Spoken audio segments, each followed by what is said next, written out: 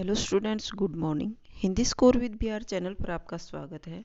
आज मैं आपके लिए लेकर आई हूँ कुरुक्षेत्र का प्रथम सर्ग, जिसके लेखक हैं रामधारी सिंह दिनकर। तो चलिए रामधारी सिंह दिनकर के बारे में थोड़ी सी जानकारी लेते हैं। रामधारी सिंह दिनकर हिंदी के एक प्रमुख लेखक, कवि व निबंधकार थे। वे आधुनिक युग के श्रेष्ठ और वीर रस के कवि के रूप में जाने जाते हैं। दिनकर स्वतंत्रता पूर्व एक विद्रोही कवि के रूप में स्थापित हुए और स्वतंत्रता के बाद राष्ट्र कवि के रूप में जाने गए। ये छायावादोत्तर कवियों की पहली पीढ़ी के कवि थे। कौन सी पीढ़ी के कवि थे? छायावादोत्तर कवियों की पहली पीढ़ी। एक और उनकी कविताओं में ओज, विद्रोह, आक्रोश और क्रांति की पुकार है, तो दूसरी ओर कोमल श्रृंगारिक भावनाओं की अभिव्यक्ति भी देखने को मिलती है। इन्हीं दो प्रवृत्तियों का चरम उत्कर्ष हमें उनकी कुरुक्षेत्र और उर्वशी नामक कृतियों में देखने को मिलता है। तो रामधारी सिंह दिनकर का जन्म कब हुआ था? 23 सितंबर सन 1908 में। जन्म स्थान मद्रास, तमिलनाडु में हुआ था और मृत्यु हुई थी 24 अप्रैल सन 1976 में। तो चलिए कुरुक्षेत्र के प्रथम सर्ग का सारांश पढ़ते हैं।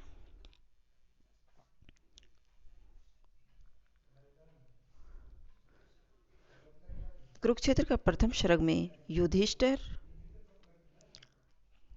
युधिष्ठिर और जब वो युद्ध के बाद उसे आत्मग्लानि होती है तो उसके बारे में वर्णन किया गया है कि वह जीत कर भी हार महसूस कर रहा है। तो चलिए इसका सारांश पढ़ते हैं। इस सर्ग में युधिष्ठिर का पश्चाताप और आत्मग्लानि की कथा का वर्णन किया गया है। यह महाभारत के युद्ध में असंख्य जनों का संहार हुआ था। संहार, काफी लोग मारे गए थे। उससे कुरुक्षेत्र या कुरुभूमि रक्त रंजित हो गई थी। कुरुभूमि, कुरुक्षेत्र की भूमि रक्त रंजित, रक्त से सनी हुई थी। एक और पांडव और उनके अनुयायी विजय के उन्माद में हर्षो उल्लास मना रहे हैं। दूसरी ओर युधिष्ठिर इस महासंहार का दृश्य देखकर आकंठ शोकमगन है। तो यहाँ पर कौरव सारे मर जाते हैं और पांडव विजय मना रहे हैं, लेकिन उनकी विजय की खुशी को देखने वाला कोई नहीं है। सब मृत्यु की शैया पर लेटे हुए हैं। सब कुरुक्षेत्र की भूमि पर खून से लथपथ और वहां लाश ही लाश पड़ी हुई है। तो वहां की हालत को देखकर वहां के लोगों के अपने सगे संबंधियों को मौत के घाट उतारने पर युधिष्ठिर अपनी जीत से खुश नहीं होता है और वह शोक में डूब जाता है। इस समय युधिष्ठिर के मन में दो प्रश्न कुल बुला रहे थे। बार बार उसके मन में दो ही प्रश्न उठ रहे थे। पहला प्रश्न था महाभारत क्यों हुआ, और दूसरा प्रश्न था इसका परिणाम क्या हुआ। तो प्रथम सर्ग में रामधारी सिंह दिनकर ने कुरुक्षेत्र के युद्ध का वर्णन किया गया है, जहां महाभारत का युद्ध हुआ कौरवों और पांडवों के बीच। तो वहां कौरव सारे मारे जाते हैं और उनके सगे संबंधी में मार दिए जाते हैं और पांडव अकेले जीवित होते हैं। तो वो जीत होने पर भी वो खुशी महसूस नहीं कर रहे, क्योंकि चारों ओर अपने ही सगे संबंधियों की लाशें बिखरी पड़ी थी। और ये सब देख करके युधिष्ठिर बहुत दुखी हो जाते हैं। जिन कारणों से युद्ध हुआ करते हैं, कमोवेश वही कारण महाभारत के भी जन्मदाता रहे हैं। तो किन किन के कारण होते हैं? अपने स्वार्थ के लिए युद्ध होते हैं। सशक्त लोग देश की आन बान, शान, मर्यादा, सुरक्षा, सुव्यवस्था का बहाना बनाकर कुछ युद्ध छेड़ देते हैं और युद्धों में स्वयं न जाकर भोले भाले नवयुवकों को युद्ध की विभीषिका में झोंक देते हैं। इन युद्धों की पृष्ठभूमि में वस्तुतः उनका ही स्वार्थ निहित होता है। स्वार्थ निहित यानी स्वार्थ छिपा हुआ होता है, जिनकी पूर्ति के लिए वे आडंबर रचते हैं और नरसंहार कराते हैं।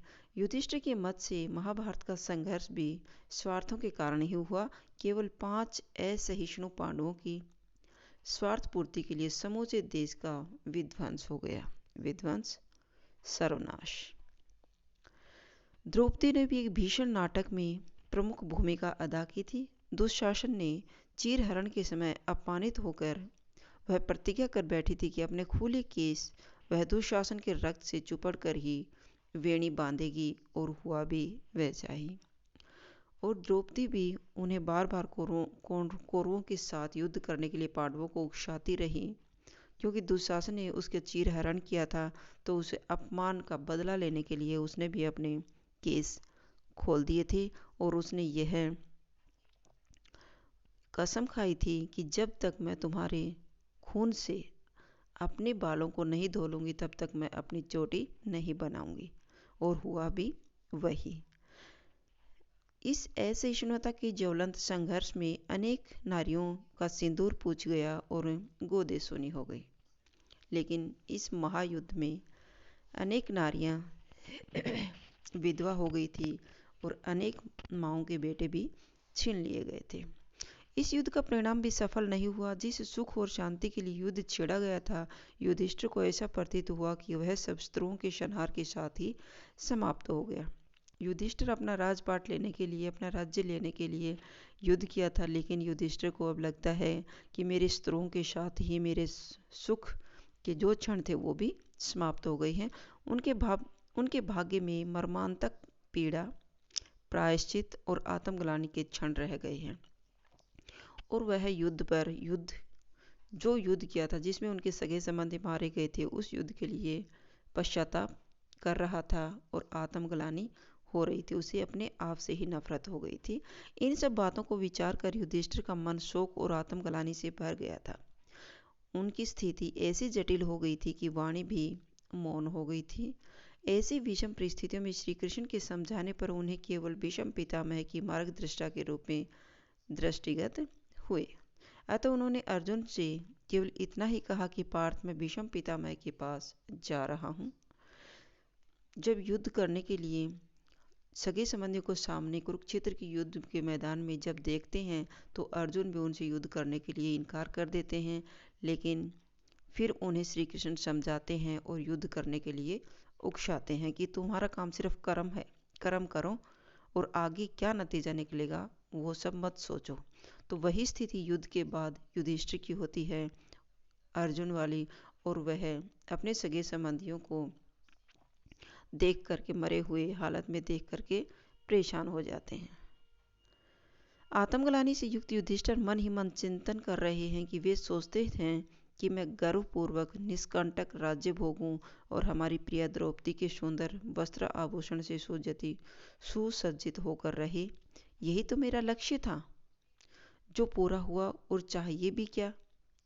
युधिष्ठिर कहते हैं कि मैंने इसीलिए तो युद्ध किया था, अपने भाइयों को मार डाला, अपने सगे संबंधियों गुरुजनों को मार दिया, कि मुझे भी निष्कंटक होकर मैं भी अपना राज्य भोगूंगा और द्रौपदी सुसज्जित होकर अपने वस्त्र और आभूषणों से सुंदर लगेगी। यही तो मेरा लक्ष्य था, जो पूरा हुआ, लेकिन अब मुझे शोक क्यों हो रहा है। युधिष्ठिर के कहने का तात्पर्य यह है कि इतना नरसंहार कराने के बाद मैं न तो द्रौपदी को सुंदर सुंदर वस्त्रों और आभूषणों से सुसज्जित देखना चाहता हूँ, और न ही उस राज्य का अभिमान पूर्वक भोग करने की मेरी मन में कामना ही शेष रही है। जिस राज्य की प्राप्ति के लिए करोड़ों माताओं की गोद को सुना कर दिया गया है तथा करोड़ों की बहनों की मांगों का सिंदूर धुल गया हो, युधिष्ठिर सोचते हैं कि वज्र हृदय होकर कभी भी इतने रक्तपात से प्राप्त इस राज्य के सुख का उपयोग किस प्रकार कर पाऊंगा। इस राज्य की पृथ्वी अनेक निरीह मनुष्यों के रक्त से सनी हुई है। इसमें हमारे शत्रुओं का रक्त तो है ही, हमारे प्रिय पुत्र अभिमन्यु का भी तो रक्त इसी धरती में मिला हुआ है। तो वह बार बार कुरुक्षेत्र की युद्ध भूमि को देखकर, वहां पड़ी हुई लाशों को देखकर अत्यंत दुखी होते हैं। तो कभी अपने सगे संबंधियों के बारे में सोचते हैं, कभी अपने गुरुजनों के बारे में सोचते हैं, कभी अपने पुत्रों के बारे में सोच सोच कर दुखी हो रखे हैं कि जिस राज्य के लिए मैंने अपने घर परिवार, सगे संबंधी और भाइयों को मार डाला, ऐसे राज्य का अधिकार करना बेकार है। तो ये था आपका कुरुक्षेत्र का प्रथम सर्ग का सारांश। अगर आपको मेरी वीडियो अच्छी लगी तो प्लीज़ लाइक कीजिए, शेयर कीजिए और लाइक कीजिए, शेयर कीजिए और सब्सक्राइब करना न भूलें। फिर मिलते हैं नेक्स्ट वीडियो में। Bye bye.